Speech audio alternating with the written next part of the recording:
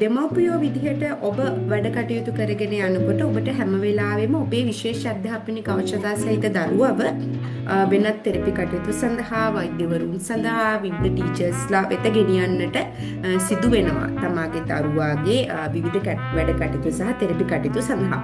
නමුත් ඔබ හිතනවාද අපි දරුවට බාහිර අධ්‍යාපනයක් ලබා දෙද්දි මේ ගන්න පැය හෝ පැය භාගය විනාඩි 45 දරුවට ප්‍රමාණවත් කියලා. එහෙම දරුවෙක් වර්ධනය කරගන්න පුළුවන්ද කියන කාරණේ තුල ඉඳලා මම හිතුවා ඔබට කතා බහ කරන්න නිවසේදී දරුවත් සමග කටයුතු කරන්නේ කොහොමද? අපි සාමාන්‍යයෙන් ගොඩාක් වෙලාවට කරන්නේ බබාව එළියට එක්කයි යනවා, බබාට තෙරපිඩික් මෙතඩ් එකක් පාවිච්චි කරන්න පුළුවන් තරකට එක්කයි යනවා.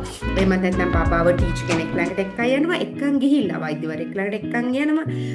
ඒ ශිෂ්‍යයන් අරහා දියුණු වෙලා ඔවුන් කියන දේවල් අහගෙන ඇවිල්ලා අපි නිවසේ මේ කටයුතු බොහෝ වෙලාවට කරන්නේ නැහැ. බොහෝ වෙලාවට කරන දෙමාපියෝ ඉන්නවා.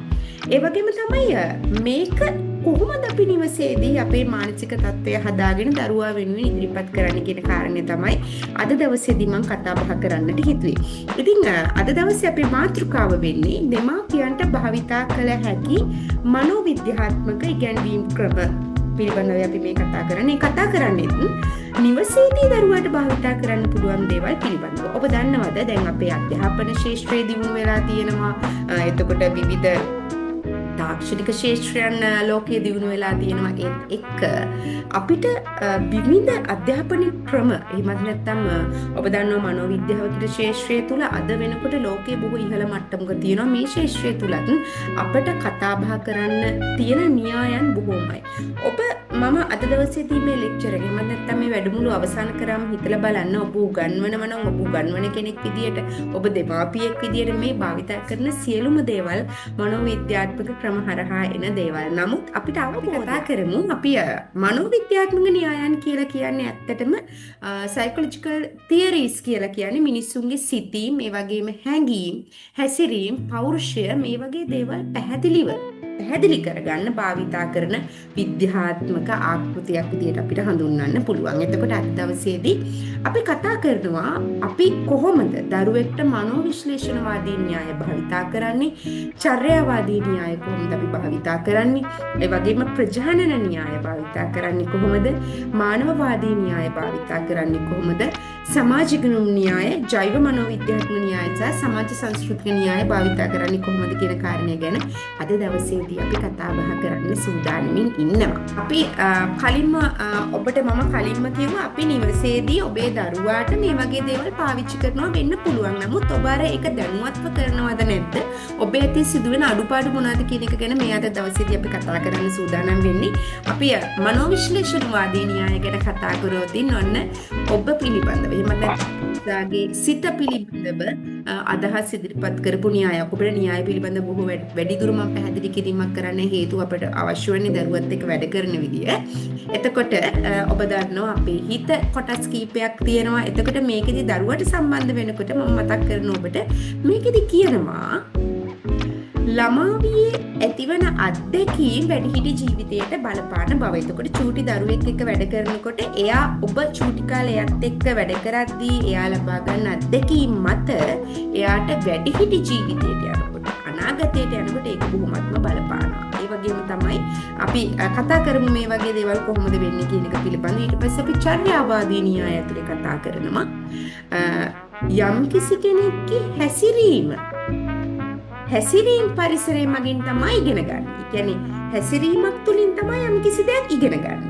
එතකොට අපි උදාහරණයක් විදිහට ගමු. අපි පුංචි බබෙක්ට දඬුවමක් දුන්නාම සමහර වෙලාවට මේ දඬුවම කියන එක හොඳ හෝ නරක කියලා අපිට කොටස් දෙකකට ගන්න පුළුවන්. එතකොට මේ හැසිරීම තුලින් යම් කිසි වෙනසක්, දඬුවම තුලින් යම් කිසි වෙනසක් දරුවෙක්ගේ ඇති වෙන්න පුළුවන්. චර්යාවාදී න්‍යායයේදී කියන්නේ හැසිරීම් පරිසරය මගින් තමයි දරුවෙක් ඉගෙන ගන්න කියන එක. ඊට පස්සේ ප්‍රජානන න්‍යාය ඇතුළේදී මිනිස්සු සිතන විදිහ, මතක තබා ගන්න විදිහ, ගැටලු විසඳන ආකාරය පිළිබඳව අවධානය යොමු කරනවා මේ න්‍යාය ඇතුළේ. එතකොට ඉගෙනීමේදී ඔබ මතක තියාගන්න සිතීම කියන ක්‍රියාවලිය තමයි වර්ධනය වෙන්නේ. එතකොට ප්‍රජානන න්‍යාය ඇතුළතදී කතා කරන්නේ මේ සිතීම කියන කාරණේ ගැන. ඊට පස්සේ අපි කතා කරන අද දවසේදී මානවවාදී න්‍යාය ගැන. මේකෙදි කියනවා සෑම පුද්ගලයෙකුටම තම හැකියාවන් උපරිමයෙන් සංවර්ධනය කරගන්න පුළුවන් කියන එක. ඒ කියන්නේ යම් කිසි කෙනෙකුට මොකක් හරි හැකියාවක් තියෙනවා නම් මානවවාදී න්‍යාය ඇතුළේ කියනවා මේ හැකියාවන් වර්ධනය කර ගැනීමට සංවර්ධනය කර ගැනීමට අපිට හැකියාව තියෙනවා කියන කාරණේ. රයිට්. ඊට පස්සේ අපි කතා කරමු සමාජ ගැනුම් න්‍යාය පිළිබඳව.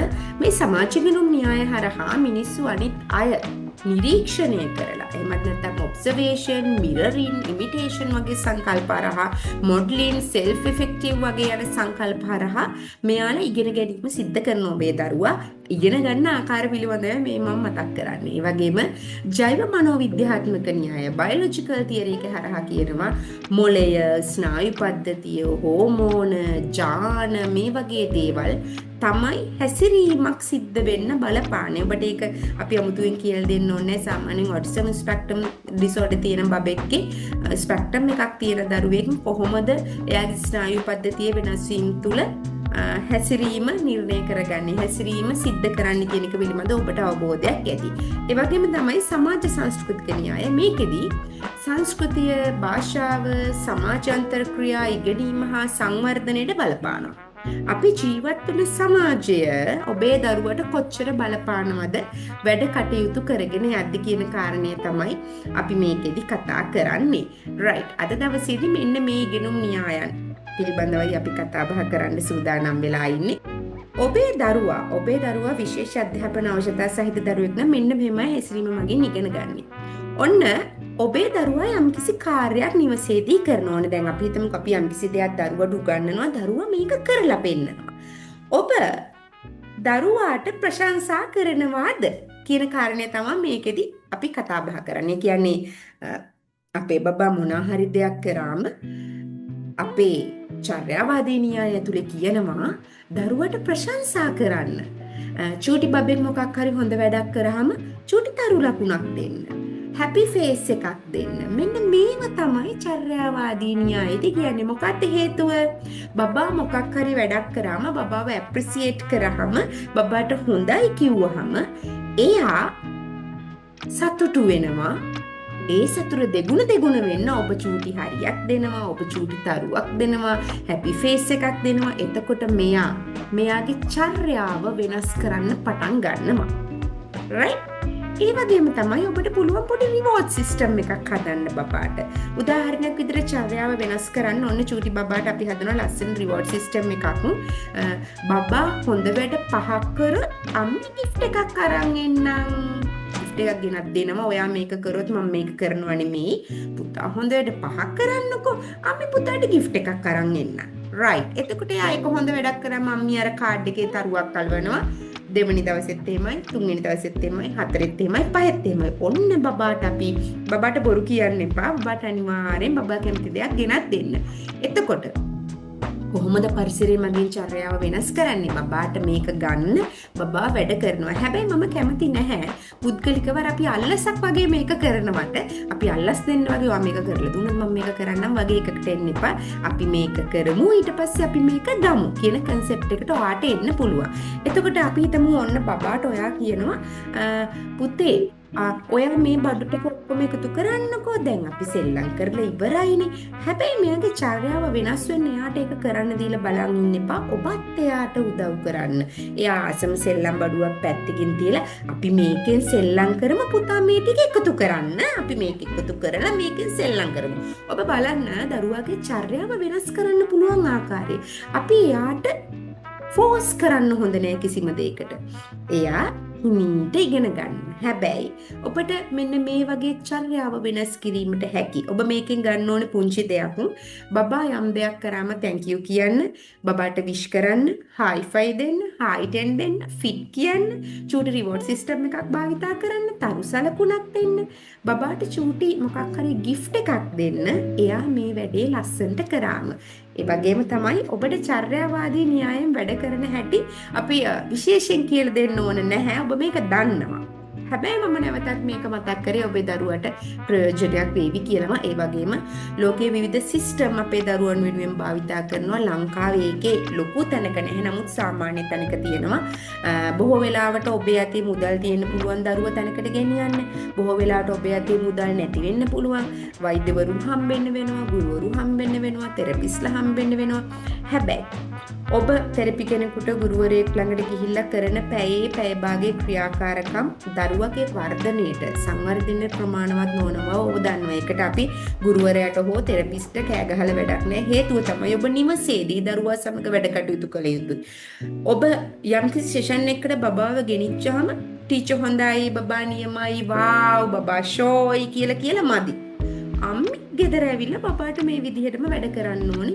එතකොට තමයි බබාගේ වැඩ හරි ලස්සනට වෙන්න පටන් ගන්නේ. මම කියනවට මේ කන්සෙප්ට් ඔයා මාසයක් විතර යූස් කරලා බලන්න බබාට බබාගේ හොඳ වර්ධනයක් වාට දැක ගන්නට පුළුවන් වෙයි.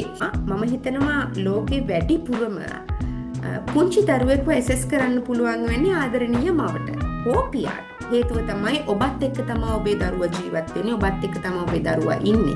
එතකොට ඔබ තමයි ඔබේ දරුවා පිළිබඳ වැඩිමනක් දන්නේ. උදාහරණයක් විදිහට සමහර අම්මලා කියන කතාවක් තමයි අපි ડોක්ටර් ළඟට බබාව ගෙනිච්ච පෙන්නන්න. හැබැයි වෙනද හැසිරෙන විදිහට නෙමෙයි මෙයා හැසිරුනේ. හේතුව බබාගේ හැසිරීමේ වෙනස, බබා මේ වෙලාවට ඉන්න කැමති විදිය, බබා කෙනෙක් එක්ක ගනුදෙනු කරන විදිය දන්නේ ඔබ. එතකොට අපි ආයමත් එමු අපේ කන්සෙප්ට් එකට ප්‍රජානන මනෝවිද්‍යාව මගින් මේ න්‍යාය පිළිබඳව කතා බහ කරනකොට දරුවෙකුගේ සිතින් මතක සහ ගැටලු විසඳීමේ හැකියාව වර්ධනය කරන්න පුළුවන් කියන්නේ මෙන්න මේ හරහා. එතකොට ඔබේ දරුවාගේ මට්ටම ඔබ දන්නවනේ. ඔබ සාමාන්‍යයෙන් ඔබට ඉන්න දරුවා non verbal නම්. එහෙමත් නැත්නම් ඔබට ඉන්න දරුවට අහන්න ටිකක් අමාරුයි නම්, ඔබට ඉන්න දරුවා එකතැන ඉන්නේ නැතුව වැඩ කරනවා නම්, ඔබට දරුවා වෙනුවෙන් භාවිතා කරන්න පුළුවන් ක්‍රියාමාර්ග මොනවද කියන එක ඔබ පිළිබඳ අවබෝධයක් තියෙන්න ඕනේ.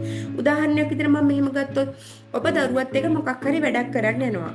එතකොට ඔබ දැනගන්න ඕනේ ඔබේ දරුවට වැඩ කරන්න ලේසි ක්‍රියාකාරකමක් මගින්ද. දැන් මම මාත් එක්ක ඉන්න ගුරුවරුන්ට වගේම මාත් එක්ක ඉන්න දෙමාපියන්ට කියන පුංචි කාරණයක් තියෙනවා. අම්මේ ඔබ කරුණා කරලා ටීචර් කෙනෙක් වෙන්න හදන්න එපා. ටීචර් කෙනෙක් ඉන්නේ ටීචර්ගේ වැඩේ කරන්න. ඔබ ටීචර් වෙන්න හදන්න එපා ගෙදර. ඔයා අම්මනේ.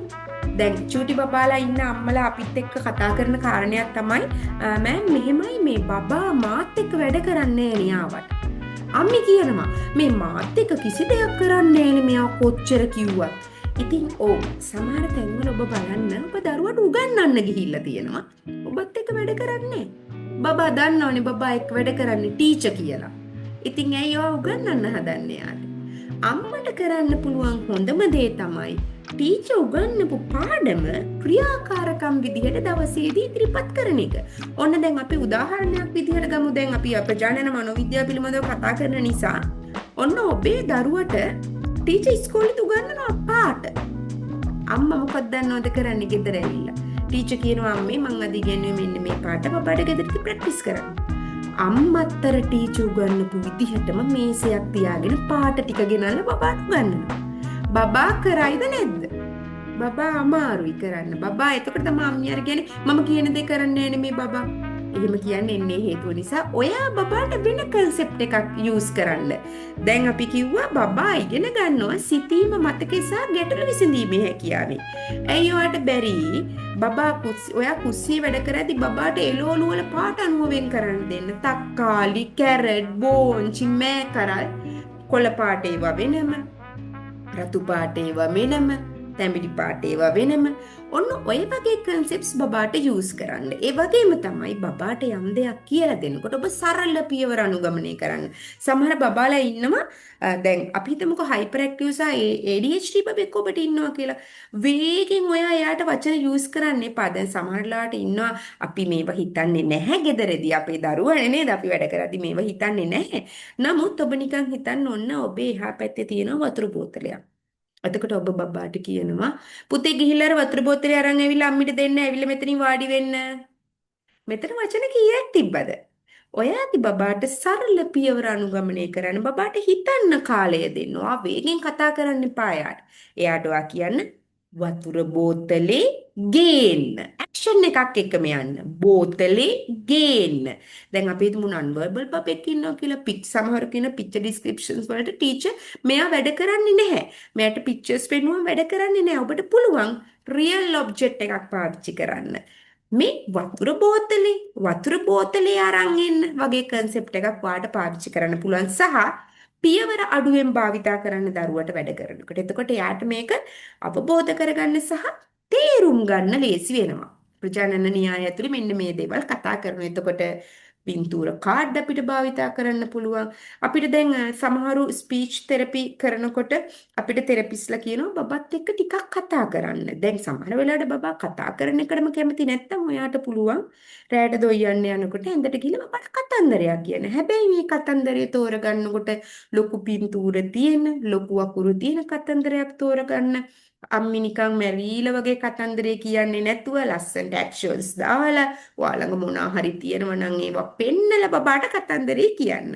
එතකොට ඔයාට තව පුළුවන් බ්‍රේන් එක ටිකක් වැඩියෙන් භාවිතා කරන්න පුළුවන් පුංචි පුංචි concepts wise activities භාවිතා කරන්න. බලන්න building blocks දෙනවනේ සෙල්ලම් කරන්න.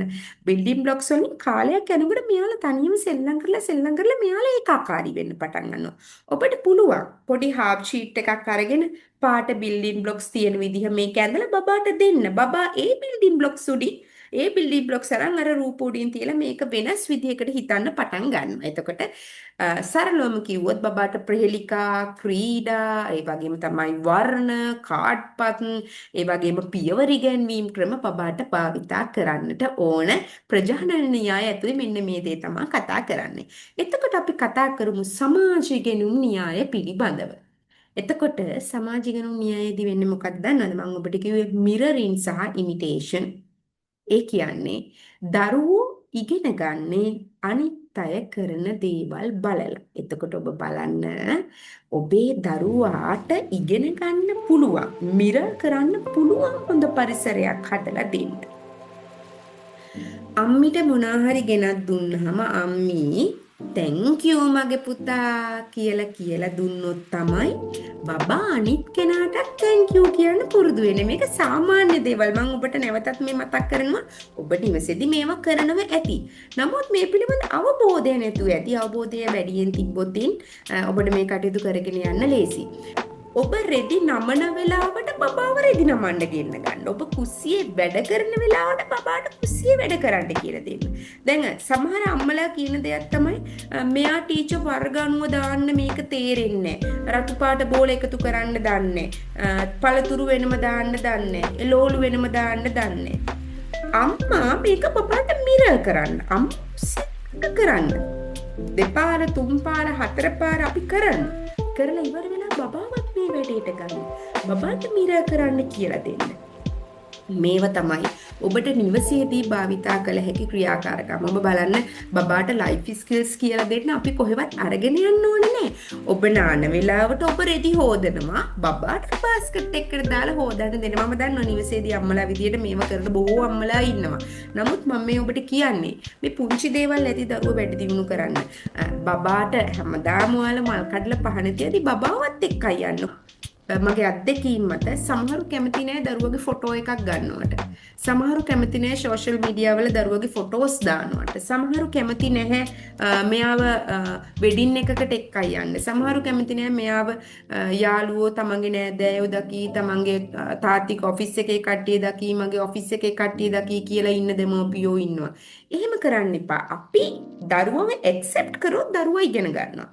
මාකට් එකට යද්දිත් තරන් යන්න, බබාව බස් එකේ ගිහිල්ලා පෙන්නන්න, බබාව කෝච්චි එක්කන් ගිහිල්ලා පෙන්නන්න, බබාව ලොකු හොටෙල් එකකට පුළුවන් නම් යන්න හොඳට කන්න. මෙයා වනසයි, මෙයා කෑ කහයි. නමුත් සමාජ ඉගෙනුම් න්‍යාය ඇතුලේ කියන්නේ මොකද්ද? දරුවා ඉගෙන ගන්න මිරරින් වලින්.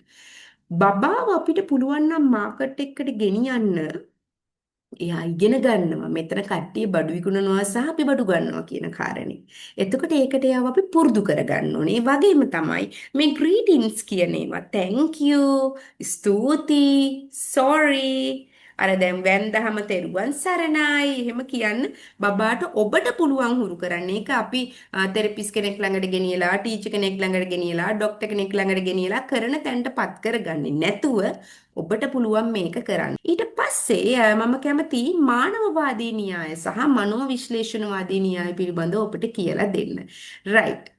මානවවාදී න්‍යාය තුල කියනවා සෑම දරුවෙකුටම ආදරය පිළිගැනීම සහ ගෞරවය අවශ්‍ය වෙනවා කියන කාරණය. එතකොට බබාට අර අපි මුලින්ම කතා කරා වගේ බබාව අගය කරන එක, බබාව ආදරණීය දරුවෙක් කරන එක, පීඩනයකින් තොර පරිසරයක තියෙන එක, තමන්ගේ හැකියාවන් වර්ධනය කරගන්න වැඩි අවස්ථාවක් දෙන එක ඔබට සිද්ධ කරන්න පුළුවන්. සමහර අම්මිලා තාත්තිලා ඉන්නවා ටීචර්ලාට කියනවා ටීචර් මේක විතරක් මෙයාට කරන්න එපා මෙයාට මේක කරලා හරියන්නේ නැහැ. දැන් මට ළඟදි බබෙක්ව මීට් වුණා මගේ ළඟට ගෙනාවේ බබාව. ඒ අම්මි මට කිව්ව කාරණයක් තමයි ටීචර් මෙයා කැමතිම නටන්න. මෙයා කැමතිම නටන්න. මෙයා ඉස්කෝලේ වැඩ කිසි දෙයක් කරන්නේ නැහැ. බට් ඔබ දන්නවද බබා කැමතිම නටන්නනේ. ඉතින් ඇයි අපිට බැරි මේ නර්තනය කියන එක හරහා මෙයාට අධ්‍යාපනය ලබා දෙන්න නර්තනයත් එක්ක අපිට පුළුවන් කමියුනිකේෂන් වැඩි දියුණු කරන්න ඩාන්ස් එක හරහා අපිට පුළුවන් ඕනම এডুকেෂන් මෙතඩ් එකක් පාවිච්චි කරන්න ඩාන්ස් එක හරහා අපිට පුළුවන් අපිට බැරි වුණොත් තමයි මෙතන ප්‍රශ්නේ වෙන්නේ දරුවට අධ්‍යාපනය ලබා දෙන්නට නම් මේ මනෝවිද්‍යාත්මක න්‍යායන් හරහා ඔබ හිතලා බලන්න ඔබේ දරුවව වර්ධනය කරන්න පුළුවන් විවිධ ක්‍රම තියෙනවා.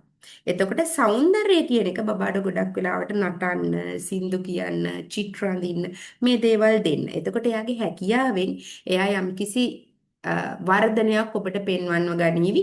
එතකොට ඔබට අර කලින් කිව්ව විදිහට පාවිච්චි කරන්න පුළුවන්. අපි මේ ටික කරලා ඉවර වෙලා නටමු. එතකොට අරකට වෙනවා මේකත් වෙනවා. අපි ගෙදර අද පහන තියලා ඉවර වෙලා ඩාන්ස් කරමු. ඒකත් වෙනවා මේකත් වෙනවා. රයිට්. එතකොට බබාට ප්‍රශංසා කරන එක වාව් ඔයා ලස්සනට කරා අපි ඉස්සෙල්ලම කතා කරා ඒ ගැන. මෙන්න මේ වගේ ආරක්ෂිතභාවය. එතකොට මෙයාට මානවවාදී න්‍යාය ඇතුළේ අපි ආදරය ගැන කතා කරද්දී ඔබ බලන්න ආදරය සහ අපි මේ දඬුවම ගැන ඉස්සෙල්ලම කතා කරා. දඬුවම සහ ආදරය කියන එක ඇතුළේ අපිට බොහෝ දේවල් ගන්න තියෙනවා. ඔබ හිතන්න එපා දඬුවම කියලා කියන්නේ මේ ගහන එකට කියලා. මම මෙතන කතා කරන්නේ ධනාත්මක දඬුවම. රයිට් අර මම කිව්වේ අපි අයිස්ක්‍රීම් එකක් කමු මම අයිස්ක්‍රීම් දෙන්න කියනව නෙමෙයි අපි අයිස්ක්‍රීම් එකක් කමුකෝ මේ ටික කරලා ඉවර වෙලා හොඳේ අද පුතා ඉස්කෝලේ ගිහිල්ලා ආපුවාම තමයි අපි මේ අයිස්ක්‍රීම් එක කන්නේ ඔන්න ඔය වගේ එක්සැම්පල්ස් මම දුන්නේ ඔයාලට මෙන්න මේ වගේ කන්සෙප්ට් යූස් කරන්න පුළුවන් බබාලගේ ධනාත්මක හැසිරීමක් වර්ධනය කරන්න දැන් බබෙක් අඬන වෙලාවට ඔබ වඩා ගන්න පුරුදු වුණොත් බබා දන්නවා අඬපු ගමන් වඩා ගන්නවා කියලා. ඉල්ලන එක ඔබ දෙන්න පුරුදු වුණොත් බබා දන්නවා අම්මි ඉල්ලන එක දෙනවා කියලා. එතකොට කොහොමද අපි බබාව ධනාත්මක හැසිරීමකට නිර්මාණය කරගන්නේ කියන එක ඔබ හිතන්න ඕන කාරණයක්. එතකොට අපි මනෝ විශ්ලේෂණ න්‍යාය පිළිබඳව කතා කරොත් මේකෙදි කියනවා දරුවගේ හැඟීම් අභ්‍යන්තර අත්දැකීම් ඒ වගේම තමයි බබාගේ සිතීම පිළිබඳව අවධානය යොමු කරනවා. සමහර වෙලාවට විශේෂ අධ්‍යාපන අවශ්‍යතා සහිත දරුවන්ට හැඟීම් වචන වලින් ප්‍රකාශ කරන්න අපහසු වෙන්න පුළුවන්. එතකොට මෙයාට මේවා කියන්න මෙයා දරන උත්සාහය මොකද්ද? ගොඩක් වෙලාවට මගේ ටීචර්ස්ලා මට කියනවා මාත් එක්ක මෙන්න මේ වගේ කතාවක් ටීචර් මේ බබා ළඟට යන්න බෑ හපනවා. මෙයාට තරහ ගිය ගමන් හපනවා. මෙයා එක්ක කෙල ගහනවා. මෙයා එක්ක මොනවා හරි කටේ දා ගන්නවා. ඔබ නිවසේදී ඔබේ දරුවා මෙහෙම කරනව ඇති. හැබැයි ඔබ අඳුනගත්තද බබාගේ තියෙන කමියුනිකේෂන් මෙතඩ් එක මොකක්ද කියලා. මේක මෙතඩ් එකක්. ඔබ බබාව හොඳින් අඳුන ගන්න. එතකොට හැඟීම් සහ අභ්‍යන්තර අත්දැකීම් පිළිබඳව අවධානය යොමු කරන්න ඕනේ මේ කාරණය ඇතුළේදී. නිවසේදී තමයි දරුවා හදාගන්න පුළුවන් හොඳම ක්‍රම ටික තියෙන්නේ. මම කිව්වේ මේ ලෝකේ තමන්ගේ දරුවා වැසෙස් කරගන්න පුළුවන්, තමන්ගේ දරුවව හඳුනන්න පුළුවන් එකම කෙනා තමන්ගේ අම්මා. ඒක අය කිසිම දෙයක් නෑ එතනින් එහාට කතා කරන්න. එතකොට අම්මා දන්නවා බබාට මොනවද ඕනේ, බබාට මොනවද ඕනේ නැති කියලා. ඔබ දැනුවත් භාවයෙන් යුතුයමවක් විය යුතුයි මේ ශාස්ත්‍රයේ ඉන්න, කියන්නේ විශේෂ අධ්‍යාපන අවශ්‍යතා සහිත දරුවෙක් ඉන්නවා නම්. රයිට්. ඊට පස්සේ අපි කතා කරනවා ජෛව මනෝවිද්‍යාත්මක න්‍යාය සහ සමාජ සංස්කෘතික න්‍යාය පිළිබඳව. ජෛව මනෝවිද්‍යාත්මක න්‍යායයේදී දරුවගේ ශරීර සෞඛ්‍ය, මොළයේ ක්‍රියාකාරීත්වය ඉගෙනුම සෘජුවම බලපානවා කියන කාරණේ මේකෙදි මතක් කරනවා. එතකොට බලන්න ශරීර සෞඛ්‍ය පිළිබඳව අපි ටිකක් කතා කරමු.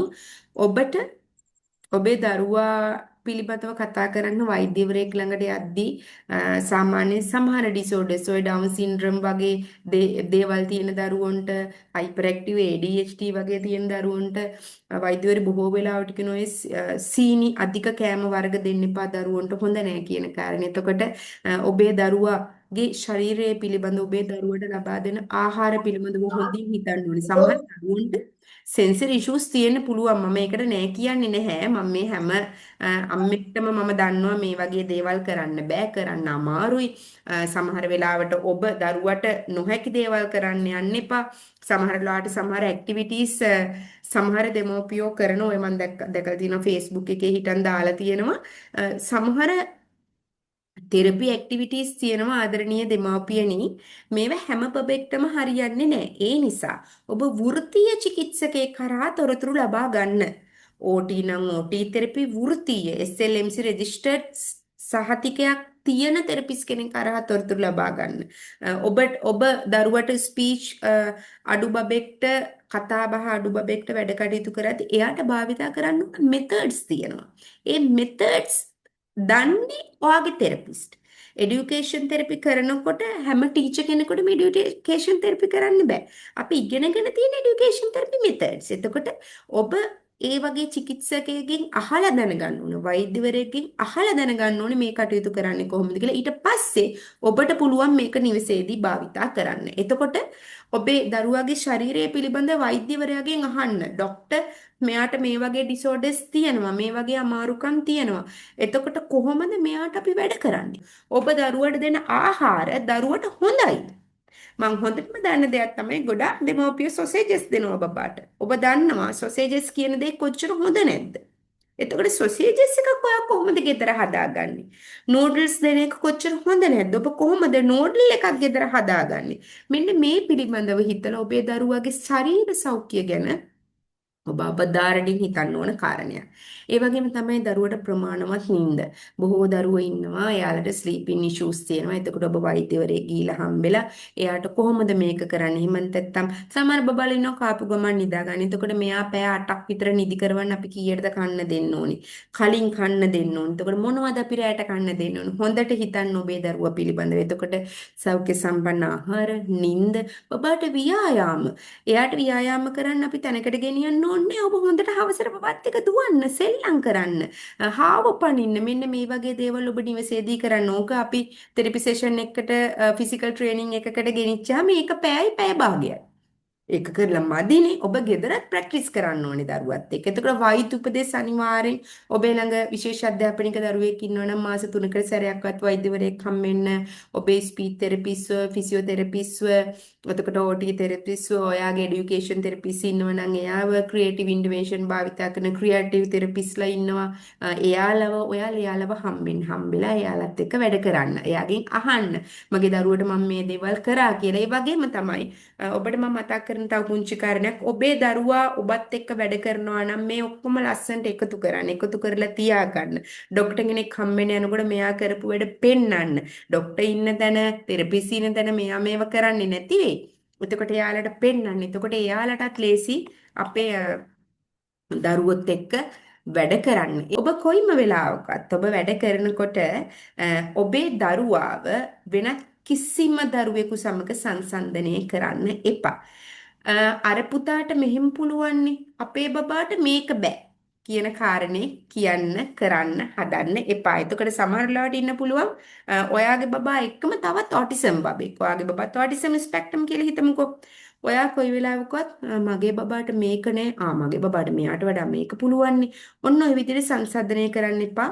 ඔබේ දරුවාට තියෙන්නේ විවිධ හැකියාවන් සහ දරුවා අන්ඩෙස්ටිමේට් කරන්න හදන්න එපා කොයිම වෙලාවකවත්. ඔබේ දරුවාට පුළුවන් මොනවද කියන එක අවබෝධ කරගන්න. මොකක් හරි දෙයක් අපහසුයි නම් ඒකට උදව් කරන්න පුළුවන් ක්‍රමවේදයක් හොයාගන්න. මේක තමයි අපිට භාවිතා කරන්න පුළුවන් ලේසිම ක්‍රමවේද. අපි හැම වෙලෙම හිතනවා මෙයාට මේක බෑනේ මෙයාට මේක කියලා දීලා වැඩක් නෑ. එයාට පුළුවන් කියන තැන ඉඳන් ඔබ අනිවාර්යයෙන්ම වැඩ කරන්න ඕනේ. ඒ වගේම තමයි අද දරුවා කරන දේ ඊයේ කරපු දෙයට වඩා හොඳයි නම් ඒක තමයි සාර්ථකත්වයේ හේතුව. අද බබාට බැරි වෙන්න පුළුවන් මොකක් හරි පබලුවකට නූලක් අමුණන්න. හැබැයි මාස දෙකක් හරි ගිහිල්ලා එයා ඒක කරයි. ඒක තමයි යාගේ සාර්ථකත්වය. හැම වෙලාවෙම ඔබ හිතන්න එපා දවසක් දෙකක් තුනක් කරාම බබාට මේක ඕකේ කියලා. බබාට දිගින් දිගටම ඔබ පොඩි chart එකක් හදාගන්න. අද මම පැය භාගයක් මගේ පුතාට වැඩ කරනවා. ඒක මේ පොතක් පතක වැඩක් නෙමෙයි. ඔයා සමහරලාට අද බබත් එක්ක මිදුලතු ගාලා කොළ එකතු කරලා බලන්න බබා කොච්චර ලස්සන සෝටින් කියන එක ඉගෙන ගන්නවද? පොලිතින් වෙනම, දිරච්ච කොළ වෙනම. ඔබ නිවසේදී මේක භාවිතා කරන්න. එතකොට අපිට වැඩි දඟලන්න ඕනේ නෑ මේ වැඩ කරගන්න. එතකොට ඔබට මම අර කලින් කිව්වාගේ බබාව සංසන්දනය කරාම වෙන්නේ බබාගේ ආත්ම විශ්වාසය අඩු වෙන එක. ඒ නිසා ඒ දේවල් කරන්න එපා. ඒ වගේම මම අර කලින්ම ඔබට කිව්වා ඉගෙනීමක් නෙමෙයි ක්‍රියාකාරකමක් විදියට ඔබේ වැඩ ඔබේ දරුවාට උගන්වන්න පුළුවන්. ක්‍රියාකාරකමක්. ඒ වගේම තමයි දැන් උදාහරණයක් විදිහට ගමු අපි අකුරු උගන්වනවා කියලා. ටීචර් අකුරු ගන්නවා ඉස්කෝලේ. ඔයාගේ එඩියුකේෂන් තෙරපිස්ට් මෙයාට මේ දවස්වල අකුරු කියලා දෙනවා. ඔයා ගෙදර ඇවිල්ලා මෙයාට අකුරු කියලා දෙන්න එපා. ඔයාට පුළුවන් බබත් එක්ක ක්ලේ ඇක්ටිවිටි එකක් අකුරු වලට කරන්න. අකුරු හංගල අකුරු හොයන්න දෙන්න. මේ අතේ තියෙන අකුරට සින්දුවක් කියන්න. අකුරට අදාළ සවුන්ඩ් සින්දු වලින් කියන්න. අම්මිට කරන්න පුළුවන් දේවල් ඒව. හැබැයි අම්මි පොතයි පෑනයි ගෙනියලා අකුරු කියලා දෙන්න ගියොත් බබා වැඩ කරන්නේ නැහැ. right.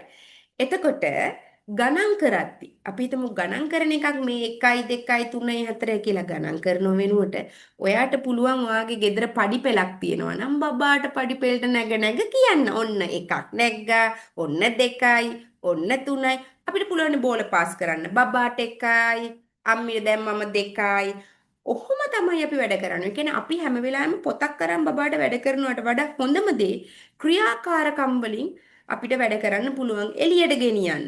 මොකක් හරි අපි තුන් ඔන්න බබා ඉන්නකොට තියෙනවා බිත්තර කේස් එක. බබාට කියනවා පුතේ බිත්තර කීයද? බිත්තර ටික ගණන් කරලා ෆ්‍රිජ් එකට දාන්න.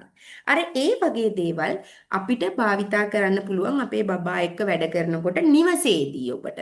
ඒ වගේම අපිට වර්ණ වගේ දේවල් උගන්වනකොට ඔයාලට පුළුවන් නේද බබා සෙල්ලම් කර හිටපු බිල්ඩින් බ්ලොක්ස් ටික කප්ස් කීපයක් දීලා පුතේ මේවා වෙන වෙනම දාමු කියලා පාට අනුව දාන්න. බබා පුරුදු වෙනවා මේවා කරන්න ඊට පස්සේ. ඒ වගේම තමයි ඔබට මම මතක් කරන්න ඕනේ බබෙක් සාමාන්‍යයෙන් ඉගෙන ගන්නකොට සෙල්ලමෙන් ඉගෙන ගන්න එක බොහෝ වෙලාවට කරනවා. ඒකයි මම මේ කියන්නේ සෙල්ලම. ඇක්ටිවිටීස් කියනවා බබාට යූස් කරන්න කියන එක.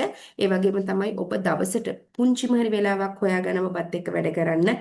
ඔබට විනාඩි 20ක් අඩුම හැමදාම විනාඩි 20ක් දරුවා එක්ක වැඩ කරන්න. වැඩ කරලා බලන්න බබාගේ කොහොමද වෙනස් වීම කියන එක.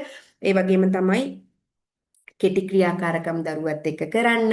එතකොට සතුරුදායකේ හිතුනොත් එයාට විශ් කරන්න. නියමයි කියනවා ගොඩක් හොඳට කරා. එතකොට අපි හිතමු ඇඳුම් නමනවා කියලා ටී-ෂර්ට් වෙනම තියන්න, කලිසම් වෙනම තියන්න උගන්වන්න, තනියම වොෂ් එකක් දාගන්න. එතකොට ඔයා පාරට ගෙනියදී වාහන ගණන් කරන්න කියලා දෙන්න. මෙන්න මේ වගේ දේවල් ගොඩක් බබාට යූස් කරන්න පුළුවන්. අපි හැමදාම Facebook එකේ උඩට පල්ලෙහාට යනකොට විවිධ ක්‍රියාකාරකම් දැකලා තියෙනවා. මම දැකලා තියෙනවා විවිධ ටීචර්ස්ලා පෝස්ටර්ස් දාලා තිනවා. මම මේ කාටවත් බයිනව නෙමෙයි මම මේ ඔබට දැනගන්න කියන්නේ. එතකොට ඔබ බලන්න. ඔබ ගෙනියන ටීචර් මොනවද කරලා තියෙන්නේ? මොනවාද යාට තියෙන ක්වොලිෆිකේෂන්? එයා කොච්චර කල් වැඩ කරලා තියෙනවද? එතකොට ඔබ උඩට පල්ලෙහාට යනකොට මේ දකින්න ක්‍රියාකාරකම් හැමදේම දරුවට කරන්න පුළුවන්ද? සමහර දේවල් තියෙනවා තමාගේ දරුවගේ වයසට. සමහරගේ දරුවට ගැළපෙන්න. සමහර දේවල් තියෙනවා සමහර ඇක්ටිවිටීස් වලින් බිහේවියර්ස් වෙනස් වෙච්ච වෙලාවල්. එතකොට ඔයාලා බලන්න මේ ක්‍රියාකාරකම් දරුවන්ට හොඳයිද? දරුවන්ට හොඳ නැද්ද? ඔබ යන තෙරපිස්ට් මොනවද කරලා තියෙන්නේ? ඔබේ ටීචර් මොනවද බබාට? අනිත් එක තමයි ඔබ යම්කිසි ස්ථානයකට තමන්ගේ දරුවා ගෙනිච්චාම දරුවා මොනවද කරේ කියලා ඔබ දන්නේ බෑ එහෙම. ඔබ අහන්න ඕනේ. ඔයාගේ ටීචර්ගෙන් අහන්න. ටීචර් ඔයාද මොනවද කරේ? මේකෙන් මගේ දරුවගේ මොනවාද වර්ධනය වෙන්නේ? අපි හිතමු හෑන්ඩ් අයි කෝඩිනේෂන් වලට ඇක්ටිවිටි මොනවා හරි කරනවා ටීචර්. ඔයා දන්නේ නැනේ මොනවද කරන්න කියලා. ටීචර් මොකද්ද මේ ඇක්ටිවිටි එක? මේකෙන් මොනවද මගේ දරුවට වෙන්නේ? මේක මං ගෙදර ගිහින් කරන්න ඕනද? කියන කාරණේ ඔබ දරුවාගේ ගුරුවරයාගෙන් අහන්න. ඔබ ඔබේ තෙරපිස්ගෙන් අහන්න. ටීචර් ඔයා මොකද්ද කරලා තියෙන්නේ? ඒ කියන්නේ මොකද්ද කරපු කෝස් එක බබාට උගන්වන්න එක ප්‍රමාණවත්ද? ඒව පවා ඔබ බලන්න. මේ ඔබේ දරුවා. මේ අපේ දරුවෙක් නෙමෙයි. මේ කාගේවත් දරුවෙක් නෙමෙයි. එතකොට ඔබේ දරුවාගේ වගකීම ඔබ ගත යුතුමයි. අම්මට පුළුවන් නම් චූටි කාලේ ඉඳන් බබාට টয়ලට් යන්න බත් කන ටික කියලා දෙන්න බබාව ලස්සනට තියාගන්න. ඔබට පුළුවන් බබාව ඉස්සරහට ගෙනියන්න. රයිට්? මෙන්න මේ ටික තමයි මට අද දවසේදී ඔබත් එක්ක කතා බහ කරන්න ඕන උනේ.